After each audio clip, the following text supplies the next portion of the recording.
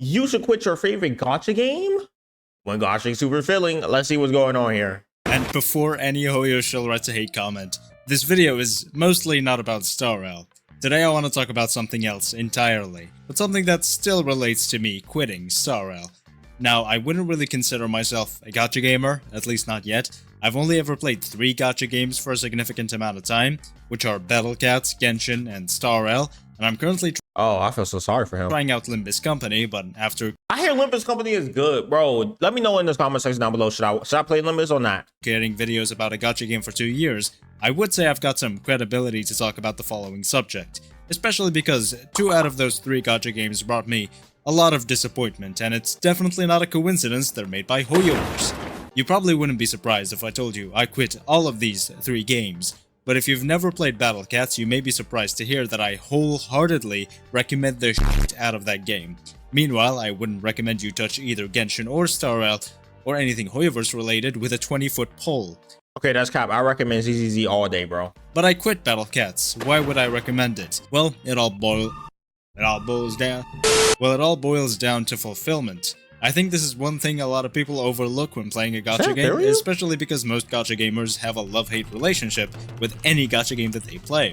This video isn't going to be about any specific gacha game, just gacha in general, so I'm not really going to talk about Battle Cat specifically, but what really inspired me to make this video was my friend Fleur making a video about Arknights being such a game that he recommends highly despite Arknight is the best gacha game. Stop playing. Oh my gosh. To be honest, I ain't gonna lie. Arknights, I've been playing it so far, is actually pretty good. quitting. So what makes a gacha game fulfilling? And why would someone enjoy a gacha game so much and recommend it so honestly? Meanwhile, they don't even play it anymore. Let's talk about it. Before we start though, you should make sure to like, comment, and subscribe for more content like this in the future, and join the Express Friend Discord server for a fun and lovely community to hang out with, as well as free pussy pics from me personally. Now let's get on to it. So first things first, what do I mean by a fulfilling gacha game? Well, it's a game that after playing for a while, you feel that you've completed everything in, and don't really have a current future goal. You may have completed all endgame content and don't see yourself struggling at all, unless the devs do some stupid HP inflation bullshit. You may have completed all achievements, fully built your favorite characters, or simply just have an account that won't really feel properly rewarded after completing a very challenging level. If you feel all of that, you probably won't play the game much, but you also most likely won't have any negative feelings about the game at all. Because it's still fun, you just completed it all. As I'm going to mention later, it's not a prerequisite for a game's success whatsoever, it's just a fun little topic that I think isn't discussed enough in gacha games. What the hell is Project Sekai? What is that? Or gaming in general. I think quitting a game should always be satisfying and fulfilling, never disheartening and disappointing. Now let's talk about Battle Cats a bit first. It's a game where you click on cats in your hotbar to unleash them upon the evils of the world in order to conquer the world, I guess. There's a normal cat, a muscle cat, a titan cat, a sexy legs cat, a sexy legs cat with panties, a cat that is made to go perfectly with sexy legs cat, characters that aren't even cats, probably, as well as characters from Fate. Battle Cats is the Fate collab way before Star Rail. It doesn't really have an immersive. They probably did better, sadly to say. I'm gonna be honest, I will always be mad that they messed that up, bro. That's crazy. They really said, read, boys, read. Story, but it does have some of the most well-executed gameplay for how simple the concept is. You're encouraged to not only use almost every single unit you come across, including almost all of the standard units, but also to use every single niche available in the game, and it's incredibly easy to do so. There are cats effective against red enemies, metal enemies, alien enemies, black enemies, white enemies, but last time I checked there were no Asian enemies. The endgame content is incredibly fun. It seems a little racist, guys, honestly. And refreshes frequently with a lot of rewards for your effort that give you evolutions to all of your units and even brand new units, all for completely free. I have absolutely nothing bad to say about Battle Cats, it's a really good game. It's so good that while writing this script I just had to reinstall it and play it again on a new fresh account. But when I quit it, I did so not only because I didn't really have time anymore, but because I already did everything I wanted to do in the game. Beat the first couple of campaigns, beat the first alien campaign chapter, mess around in the endgame content, and that's about it. It did take me a long time to do though, because the game is genuinely hard and does have a stamina system, which means you can't grind it all out on day one. Either way, when I uninstalled the game, it wasn't because I thought it was boring, and not because I thought it wasn't worth my time, but because I was genuinely satisfied with everything I've done and don't really see myself doing much else. It's like when you play Minecraft for 2 weeks and then go away for a couple of months, then go back for 2 I just realized, Was that Gorilla Harambe? weeks. Again, you didn't stop playing after 2 weeks because you don't like the game anymore, but because The you hell is probably it? already accomplished everything you wanted and just saw fit to move on to other stuff. It's also like how I go back to Dying Light every once in a while, start a new game plus, and finish the game and its DLC one more time. When I quit these games, I didn't really quit them because I don't like them, I quit them because I'd seen enough and I was satisfied. I was fulfilled, eager to go back if I ever wanted to. It's just like when, in his video, Fleur mentioned that he quit the game because he finished everything he wanted to, and saw fit to move on because there was nothing else he wanted to do. He quit while satisfied and left feeling fulfilled with a high opinion of the game that leads him to recommend it to everyone who asks about it. Meanwhile, if you ask me about Honkai Star Rail and Genshin Impact, and by extension because it's a Hoyo game, Zenless Zone Zero, I would tell you to fully avoid them if you're Okay, to be honest, he can't say anything about Zenless because he never played it. anything more than a very casual player who just wants to relax at the end of the day. If you're any sort of completionist, endgame grinder, or farmer, I would tell you to completely avoid any of these Hoyo games and instead play something like Arknights or Battle Cats. Because I quit these Hoyo I mean, he's not lying though. I ain't gonna lie to y'all guys. I'm gonna be honest. When it comes to Genshin, I wouldn't recommend that on anybody. Honkai to a point because it's like the beginning of Honkai is so peak, and then they just fall off, bro. I'm like, why? How do you sell the bag? But anyway, but also I ain't gonna lie. I will always recommend Zenless Zone Zero because like combat is fun. Like story is actually pretty fun. Story is still fun. They stick into their roots. I actually like the game. So yeah, like Honkai, I used to like the game, but then they started doing this weird stuff, and then now they're like, oh, let's make a story 8 million times longer, and I'm like, bro, how can Wuwa do a story in 4 hours, and it feels like I learned more than your 8 hour segment in your game? Like, how does that work? That shouldn't work like that, bro. But anyway, whatever. Anyway, but you know one thing though, guys. You know one thing, make sure you like, comment, and subscribe on this video. Make sure you share it with your friends if you want to, and also make sure you don't forget that there is a channel membership down below. And oh, wait, one more thing. What is it again? Oh yeah, twitch.tv/gbs_plays if you want to watch me play any Gacha game, because literally I play them all. Right now it's been Arknights lately, I'm gonna be honest with you, but still I play them all. You don't want to miss out what the next game will be, because I'm just gonna say right now, it's gonna be a big surprise. games with a very unsatisfied and disappointed heart. So, why are Battle Cats and Arknights so good? Arknights? What quality or qualities do they have over other games that make them fulfilling and actually worth your time? Now obviously, when talking about simple quality or how good the game looks, feels, and runs, Genshin and Star Rail are very obviously going to rank very highly because they are developed with a lot of budget. Yeah. A lot of that budget is spent on art, optimization, and voice acting, even though I would love for them to allocate it to actually fixing the games, but I digress. When a game like Weather I'm gonna be honest, I don't know what the hell they spending on voice acting, because some of the voice actors be like, and then the time was so crazy that it made an explosion and kaboom. I was so shocked. I'm like, you making me tired, and I'm supposed to be happy about your game. What the hell? What? Wuthering Waves first came out, it lacked a lot of that optimization and voice acting quality that so many players got used to when playing Genshin, and even now other games like Punishing Grey Raven and Honkai Impact 3rd look like they are very dated because they are developed with way less initial budget and thus just lack a lot of gameplay, visual, and auditory quality. However, this really doesn't matter when talking about how fulfilling a game is. Arknights, as we know by Fleur's video, is a much more fulfilling game than Genshin or Star Rail for so many reasons. Not only does Arknights have a much more expansive endgame system than a game like Genshin, but it also has way more chase goals like a proper achievement system, and way more challenging modes than Star Rail that don't have any HP inflation or power creep at all, while Arknights was out for more than double the time Star Rail has. In the end, this means that Arknights endgame is a lot more fun. It also has many events that keep you playing every day. Meanwhile, in a game like Battle Cats, it's basically the perfect mobile game because you never run out of stuff to do, and that stuff is always going to be fun if you enjoy this genre of game, and there's always a level that matches your account level that you will be able to beat.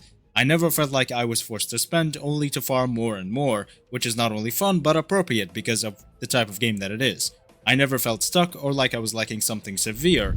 Long story short, as I said earlier, there was always fun to be had. It's just a matter of time before there's nothing else you really want to do on your account, whether it's Arknights or Battle Cats, and thus you just want to quit the game feeling fulfilled. However, endgame content isn't really the only factor it comes to fulfillment in a gacha game, because endgame content isn't the only type of content available. Story content and characters are also a big selling point for basically every competent gacha game. Okay, before you say what I say, what he about to say, I feel like the story in ZZ is perfect to me, right? But the story in Honkai, oh my gosh, bro. Genshin, I think Genshin story just went on too long. I'm gonna be honest. I think it should have ended a year ago. Like now, we just getting filler arcs after filler arc after filler arc because they don't want us to meet our brother yet, so that way we can actually do what we need to do. Like they just fillering the hell out that story. I don't even like they Genshin anime. It may turn into a freaking Naruto Shippuden, bro. 800 filler arcs with just like actual story for 200 episodes or something like that. But anyway, other than that. Also, the other thing is just that I'm gonna be honest. I'm gonna be so real with you guys. I'm gonna be so real right now. Honkai Star Rail story just died, bro. Like these youngsters thought that they were cooking with like this extra big brain moves, but like it just ain't work. It just ain't work. Like it just ain't work for them. Me personally, if they went back to their roots of how they used to do the story, it'd be good. But like lately, they just been, I don't know what they've been on, bro. Like they got some theater kids in there or something. And who the target audience for the game is also matters a lot. While Battle Cats' story is basically non-existent, and while its character design isn't something to get too attached to, except if you're a big fan of Sexy Lex Cat or Mom Cat, the gameplay makes up for it because it is everything the game is. If it's not the type of game you're after, it's not going to be fulfilling. By the way, guys, sorry for the light. Like, it's just that, like, you know, there's no light outside right now, bro. Whatsoever, because you'll probably uninstall 5 seconds into the gameplay. So I understand why a lot of people wouldn't play Battle Cats. It's simply the perfect example of a mobile game or arcade game, nothing more, nothing less. However, Arknights definitely hits a much wider audience with its mix of gameplay, story, character design, and also absolutely insane looking cutscenes. Side note, Arknights and... I never watched any of the cutscenes of Arknights yet. I may actually been skipping them. Oh my gosh, because I still skipped the story, but I didn't know I was skipping the cutscenes too. In the future, and by extension, Arknights Enfields most definitely have the best cutscene animations in the gacha business, and if you disagree, you're... Arknights Enfield? I mean, it makes sense. It's their new game. Just wrong. I'm sorry. OG Arknights' gameplay animations are not their biggest selling point, considering the gameplay is chibi tower defense, but Enfield is already fixing that. Arknights also is a perfect example of a gacha game you can get attached to, but there's also a lot more to get attached to than Battle Cats, having a just as great if not even better gameplay experience than Battle Cats, with the added benefits of a real story to tell, with characters you can actually get attached to. Now, when talking about the perfect mobile game, you can argue a case for Star Rail and Genshin to also be basically perfect mobile games, but any player interested in endgame content is going to face a lot of issues in Star Rail if they miss just 1 or 2 units and end up not being able to clear the content they want. I missed Treeby. I missed one character. I skipped Treeby because I couldn't get her. And after that, I can't fully star anything anymore. Now they somehow harder to beat. Every team that somebody say, oh, you should use has Treeby in it. I'm like, bro, I missed one character out of how many? And now it's like, oh, I can't do this anymore. I missed Sunday. No, I can't do it anymore. You are not good enough. Like what, bro? Like, oh, my bad. I didn't spend $800 on the game. And is also going to struggle having fun in Genshin, considering its endgame. We're not even going to talk about that one. Content is some of the worst I've ever seen. A story-driven player may be interested in the lore in both games, but the storytelling in both games is very much hit or miss, and they're definitely insanely large for mobile games unless you have an iPhone Pro Max model, which most people don't. But I digress again, this is about fulfillment and not necessarily how good these games are as mobile games. Let's get back on topic. Specifically, let's talk a little more about characters you get attached to. To feel like your account is complete and thus feel fulfilled with the game you're playing is by having all of your favorite characters, which definitely ties in a lot to power creep. In a game like Arknights, it's very easy to get all of your favorite characters, not only because of the generosity of the devs, but also because of the very obvious lack of power creep we've talked about several times already, and also because most units go to the standard banner anyway. You won't feel forced to pull for anybody, and unless you like every single character, you will definitely have enough pulls for most, if not all, of your favorite units. This is true. Right now, though, I'm saving my pulls for scans. I'll be honest. I love that you can buy scans with premium currency. I don't know what currency you get from the game. You know why? Because literally, I haven't seen no other game does this. And it makes no sense to me. Because I'm like, bro, I don't want to spend $15 for a freaking outfit, bro. Like I could just play the game and I can get the outfit from there. I'm sold. And a game like More games need to do it. I don't know why they don't. And they say Wu is as generous. Excuse me, bro. They do that. They do that. And I will glaze that game forever, bro. StarRail, even though the devs are way more generous than other Hoyo games, people do mention struggling to pull both their favorite I know ZZ ain't gonna do it, by the way. units and keep up with the rampant power creep, which Yeah, makes still it harder crazy. to be fulfilled. In a game like Genshin, even though character releases are much slower in comparison to StarRail, there is still barely enough Primo Gems to actually pull most of your favorite units, especially if they pull a bullshit Mavuika Sitlali banner again. Bro, I'm gonna be honest. I don't want to hear anything. I don't want to hear anything from this because let's be real, right? This banner is garbage. Okay, I'll be honest. Like literally, both characters complement each other. They're the best for each other, best partners, and they released them in the same patch. Crazy work. But guess what? Guess who else does this? I think I'm starting to see ZZZ do it too, which is like, bro, oh my gosh, please no, right? Honkai Star Bro definitely does this too. I'm gonna be honest. It's like, bro, oh my gosh, right? And then I'm gonna be honest, Wuwa does the exact same thing. All the big gacha games, the big four, are doing this now. Like Wuwa literally will release a character and then a character that complements that character in the same patch and then expect you to pull both. Like just because they give more currency don't mean that they could do the same thing, bro. Because you still fighting against that 50-50. And if you lose a 50-50, you probably ain't gonna get the other second character. Let's be real. But at the end of the day, all gacha games are doing this now. And I really don't like that that the big four are starting to do this because that means everyone else will start to do it too. And that just ain't it. That just ain't it, Chief. Like already you can see it go down. It's very important to provide enough F2P resources without making these resources feel useless, which is something both StarRail and Genshin are very guilty of. Yeah. The last thing I want to mention is artifact systems. Artifact systems suck. Artifact systems are never fulfilling. They're a constant grind that is designed to keep you addicted. Artifact systems wholeheartedly. Guaranteed farming systems only, everything else sucks. Arknights and Battlecats don't have relic farming systems. Hooray to Arknights and Battlecats. Yep. The final thing I want to talk about in this video is that the gacha business model is definitely very anti-fulfillment, which is why I think barely any gacha game actually qualifies for being fulfilling like Battlecats and Arknights do. It makes sense why though, because it's like, I mean, their whole business model is to get you to spend money on a game that you don't really need to spend money on. So if they make you unfulfilled, you want to fulfill yourself in the game. You may drop 100 here and there to go get another character, and the next thing you know, you spend about 1,000, and they just got $1,000 from you, while you just get to be like, I completed this part, and yeah. If you end up quitting after feeling like your time with the game is complete, other than recommendations, the game is obviously not going to make any more money off of you. Developers that are focused on simply making money like Hoyoverse are obviously not going to go the route of, let's make the players feel fulfilled so they recommend us to their friends and call us a great game they look back fondly on. They instead are going to go the route of, let's drain this motherfucker of everything he's got. I also think it's not a prerequisite to being a success. Guys, that's called the EA way, by the way. Just want to let that be known.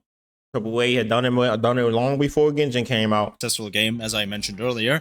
I wouldn't really call Wuthering Waves fulfilling, despite still thinking it's a very great game. It still hasn't had enough time to show us everything the game has actually got, in terms of story and character design, because it's still so young.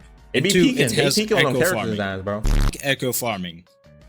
Bro, I'll be honest, I agree so hardly. I think echo farming should be taken out of the game. I think it's a dumb choice. I don't know why they decided to do it. I get it, Pokemon collect them all type thing. That's what they were trying to go for, without getting smacked down by Nintendo. But at the same time, I'll be honest, I hate the echo farm so much because it makes no sense. Like, bro, why do I gotta fight these things, have a chance for it to drop, for me to collect it? Oh, but like it's easier ways to do it now. I don't care, bro. I still gotta be hopefully as lucky that I get these substats, man. Like I just hate farming in general when it comes to gear, because it's literally just a waste of time and space. They literally want you to sit here and grind for who knows how long to get attack percent and speed on a set with some crit and both crits. Do you know how rare that is?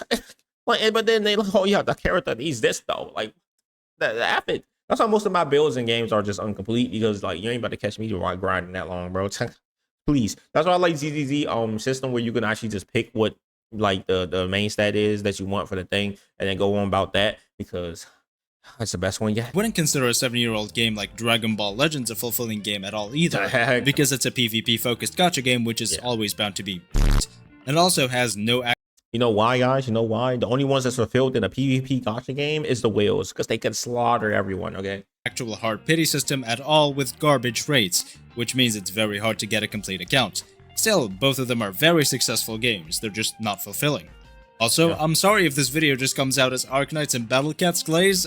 I didn't mean to do that. They're just the only perfect. I don't really think he like going bad on Hoyo. I mean, it's true. Like I love Hoyo games, but at the end of the day, like it is true that these like Hoyo, they some sussy people, bro. Like yes, I glaze Easy a lot, but Easy has the same practices as the other two 90% of the time. Well, like about like I say about like 40% of the time.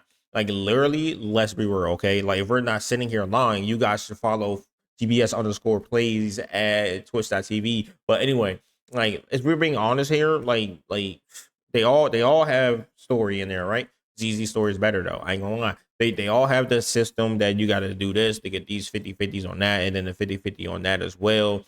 They all have that system as well, right? They all is in a way where end game is basically uncompletable unless you get these certain characters. Even in ZZZ, if you miss out on a couple of characters, you will probably not do end game fully. Or if you miss out on a couple of characters and their W engine or their extra stats that you get for pulling them more than once, right?